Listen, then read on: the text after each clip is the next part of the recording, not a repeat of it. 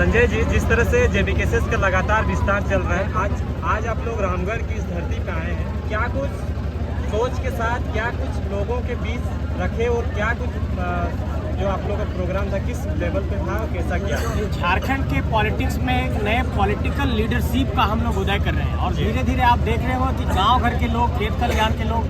मजदूर किसान लोग राजनीति में कदम रख रहे हैं। झारखंड की राजनीति में ये था कि जो पैसे वाले लोग थे, जो पूंजी वाले लोग थे, जो नेपोटिज्म की बात है और एक तरीके से कह सकते हैं परिवारवाद की बात, वंशवाद की बात, इसकी राजनीति चल रही थी। दूसरी बात की जो लगातार पॉलिसीज को लेकर के हम लोग डिमांड करते रहे कि झारखंड की डोमिसाइल पॉलिसी को आप डिफाइन करिए, झारखंड में नियोजन नीति को बनाइए। झारखंड में हम लोगों ने कहा कि यहाँ की नौकरी में यहाँ के नौजवानों को प्राथमिकता मिलनी चाहिए। जो ओबीसी रिजर्वेशन का मसला था, चाहे वो झारखंड के तमाम मसलों को आप देखिएगा, चाहे वो प्रतियोगी परीक्षाओं को समय से कंडक्ट कराने की थी या जेटेट परीक्षा को कंडक्ट कराने की बात थी, सरकार ने किसी भी विषय पर एक ऐसा कोई ठोस निर्णय नहीं लिया जिससे ये कहा जा सके कि सरकार का ये निर्णय झारखंडियों के हक में है या नौजवानों के हक में है। ऐसे में हम लोगों के पास एक ही विकल्प बच रहा था कि अब चुनावी राजनीति में आकर के इनके सामने चुनौती पेश किया जाए। क्योंकि बार बार ये कह रहे थे कि ये लोग आंदोलन कर रहे हैं, सड़क पर जा रहे हैं, ये लोग सिर्फ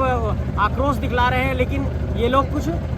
ऐसा नहीं कर रहे हैं जिससे कुछ भविष्य में लोगों को उम्मीद जगे। तो जनता ने बलियापुर में ये कहा कि आप लोग चुनावी राजनीति में आइए, जनता सहयोग करेगी। और उसके बाद हम लोगों ने ये कहा कि अब हम लोगों के पास एक स्ट्रक्चर होना चाहिए। तो हम लोग प्रखंड स्तर पर, पंचायत स्तर पर जाकर के कमेटी बना रहे हैं और जो हमारे समर्थक हैं उनको आधिकारिक तौर पे पद दे रहे हैं। और ये पंचायत कमेटी के विस्तार में जब आप लोग आ रहे होंगे तो एक बात पर गौर कर रहे होंगे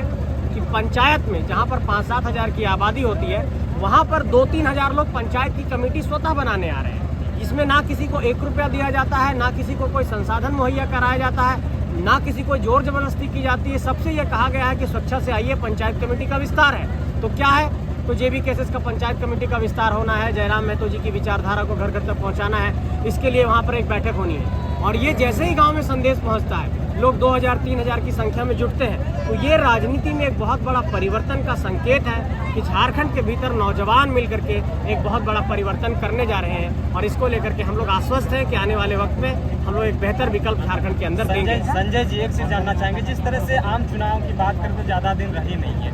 तो क्या कहिएगा इसको लेकर? आपसे एक सवाल उठता आया है कि हजारीबाग लोकसभा से लड़ रहे हैं, इसको लोगों के बीच रखिए कि क्या सच्चाई है? देखिए, एक बात समझिए, जब भी कोई संगठन बनता है तो संगठन की अपनी कार्यशैली होती है, अपनी कार्य संस्कृति होती है, उसकी अपनी एक रूपरेखा तय होती है, उसकी एक अपनी स्ट्रैटेजी बनती है, उसका एक सेंट्रल कमेटी होता है, उसकी एक कोर कमेटी होती है। और संगठन जब कोई बनता है तो एक बहुत बड़ा परिवार बनता है और संगठन का निर्णय अंतिम और सर्वोपरि होता है। आने वाले वक्त में जब भी ऐसी कोई सूचना मिलेगी, देखिए सतही खबरें जो भी हैं वो एक खबर है, वो एक कहा सुनी बातें हो सकती हैं, लेकिन आपको जब आधिकारिक तौर पर सूचनाएं मिल जाएंगी, उस सूचना को ही आधिकारिक माना जाएगा। तो आने वाले वक्त में हम लोग लोकसभा के चुनाव में क्या करने वाले हैं, विधानसभा के चुनाव में क्या करने वाले हैं, उसका एक ऑफिशियल अनाउंसमेंट होगा, बाकायदा उसका एक पत्र जारी होगा और उसके माध्यम से जो सूचनाएं आप लोगों को मिलेगी या फिर हम लोग प्रेस कॉन्फ्रेंस करेंगे, वो सूचना आधिकारिक होगी और उसको ही आप लोग एक तरीके से मानिएगा कि एकदम 100% खाँटी सूचना है। लेकिन इस बात को मान करके चलिए कि लोकसभा में हम लोग चुनौती पेश करने जा रहे हैं और विधानसभा में भी हम लोग चुनौती पेश करने जा रहे हैं और चुनावी राजनीति में झारखंड के भीतर एक नया बदलाव का हम लोग शंखनाद करने जा रहे हैं। जिस तरह से जेबी केसेस का लगातार विस्तार हो ही रहा है, आप लोग जनसंपर्क लोगों के बीच कर रहे हैं, जनसभाएं कर रहे हैं, तो क्या लोग आपकी जनसभा में अगर आ रहे हैं तो उसको आप कह सकते हैं कि वोट बैंकिंग में तब्दील होगा? आपको क्या लगता है, धरातल पे काम हो रहा है, आपको लगता है इसमें? जी, अगर एक व्यक्ति आपको अपनी सभा के लिए 5 रुपये का डोनेशन दे रहा है, वो आपको घर में आकर के ये कह रहा है कि भैया आप पंचायत कमेटी का विस्तार करने आए थे, जरा मेरे यहाँ खाना खा लीजिए, और वो आपको पानी पिला रहा है, वो आपके लिए टेबल का इंतजाम कर रहा है, वो अपना पेट्रोल जला करके आपके सभा स्थल तक पहुँच रहा है, वो 5 लोगों को लेकर के आ रहा है, ऐसे में इस बात को मान करके चलिए कि झारखंडी का इतना जमीर जाग गया है कि जब वो जाएगा आने वाले वक्त में वोट देने के लिए और अपनी उंगली में नीली स्याही लगाएगा, तो वो कहेगा कि ये वोट मैं झारखंडी को दूंगा और वो वोट में जेबी केसेस को देगा। और ये बात के लिए निश्चित रहिए कि झारखंड के तमाम लोग, जो 3.25 करोड़ की आबादी है और जितने यहाँ पर झारखंडी लोग हैं, जो झारखंडी भावना को मानते हैं, झारखंडी इमोशन को मानते हैं, झारखंडियत को मानते हैं, जो झारखंडी विचारधारा को लेकर के संकल्पित हैं, वे सभी लोग जेबी केसेस के साथ खड़े हैं और ये भीड़ चुनावी राजनीति में वोट के तौर पे तब्दील होगा। इस बात को लिए आप लोगों को आश्वस्त करना चाहिए। लोकसभा में कितने सीट से आप लड़ेंगे? ये सारी सूचनाएं आधिकारिक तौर पर आप लोगों को आने वाले वक्त में देंगे। बहुत जल्द हम लोग प्रेस कॉन्फ्रेंस के माध्यम से इसकी सूचना दे सकते हैं। और ये बात मान करके चलिए कि झारखंड के वैसे इलाके जहां पर लगातार ये आपको दिखाई पड़ रहा है कि वहां पर झारखंडी माटी के सांसद विधायक नहीं बन रहे हैं,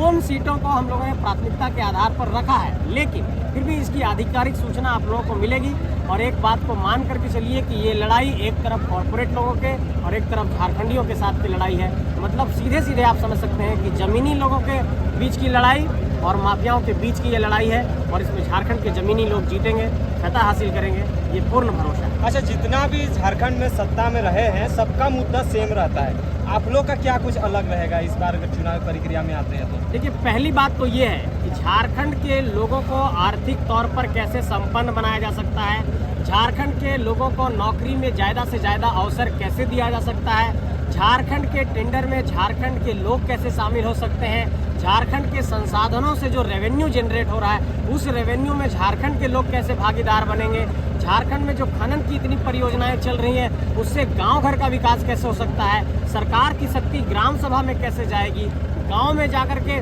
शक्ति कैसे जाकर के काम करेगी, इन सारे विषयों पर हमारी प्राथमिकता है। लेकिन जिन विषयों को लेकर के आंदोलन शुरू हुआ,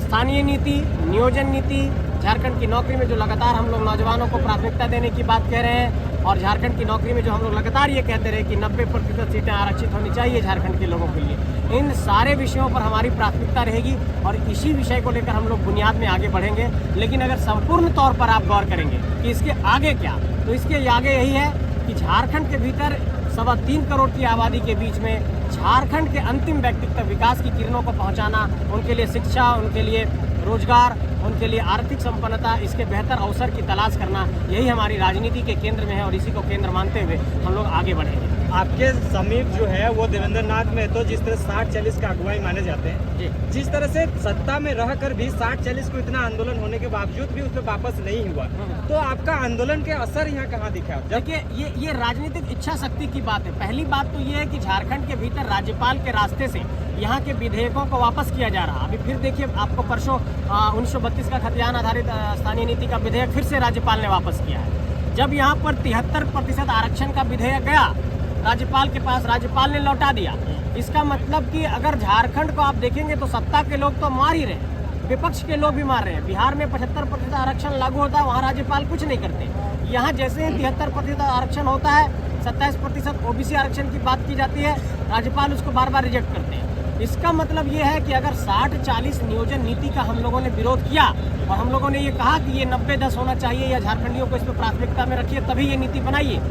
तो हम लोग ये गौर कर रहे हैं कि सरकार के पास तो एक इच्छा शक्ति का अभाव दिखाई पड़ता है, लेकिन पिछले दरवाजे से जिस तरीके से